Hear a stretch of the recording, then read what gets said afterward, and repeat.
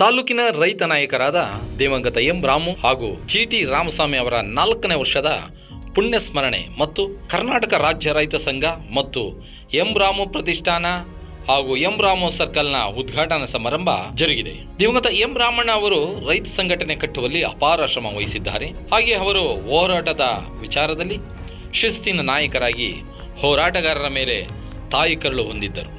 ಜೊತೆಗೆ ಅವರು ರೈತ ಹೋರಾಟಕ್ಕೆ ಮಾತ್ರ ಸೀಮಿತ ಆಗದೆ ಸಮಾಜದಲ್ಲಿ ಯಾವುದೇ ಸಮುದಾಯಕ್ಕೂ ಅನ್ಯಾಯ ಆಗಬಾರದು ಎಂಬ ಆದರ್ಶ ಹೊಂದಿದ್ದರು.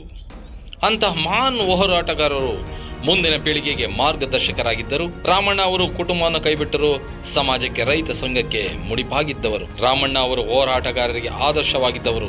ಈ ರೀತಿ ಹಲವಾರು ರೈತ ಸಂಘದ ಮುಖಂಡರು ಮಾತನಾಡಿದ್ದಾರೆ. ಈ ಸಂದರ್ಭದಲ್ಲಿ ಮಾಗಡಿ ಲೋಕೇಶ್, ಬೆಂಗಳೂರು ದಕ್ಷಿಣ ಜಿಲ್ಲೆಯ ಅಕ್ಷರ ದಾಸೋಹ ಸಂಘಟನೆಯ ನಿರ್ಮಲಾ, ಮಾನಸಿಕ ಆರೋಗ್ಯ ತಜ್ಞರಾದ ಡಾಕ್ಟರ್ ಪದ್ಮಾರೇಖಾ, ಕೆಎನ್ ರಾಜಣ್ಣ, ಜಿಲ್ಲಾಧ್ಯಕ್ಷ ವನ್ನಾಯಕನಹಳ್ಳಿ ಕೃಷ್ಣಯ್ಯ, ಮಂಡ್ಯ ಜಿಲ್ಲೆ ಮಮತಾ, ತಾಲೂಕು ಅಧ್ಯಕ್ಷ ತಿಮ್ಮೇಗೌಡ, ಕೋದಂಡರಾಮು, ರಮ್ಯಾ ರಾಮಣ್ಣ ಸೇರಿದಂತೆ ರೈತ ಸಂಘಟನೆಯ ಹಲವು ಮುಖಂಡರು ಹಾಗೂ ಕಾರ್ಯಕರ್ತರು ಹಾಜರಿದ್ದರು.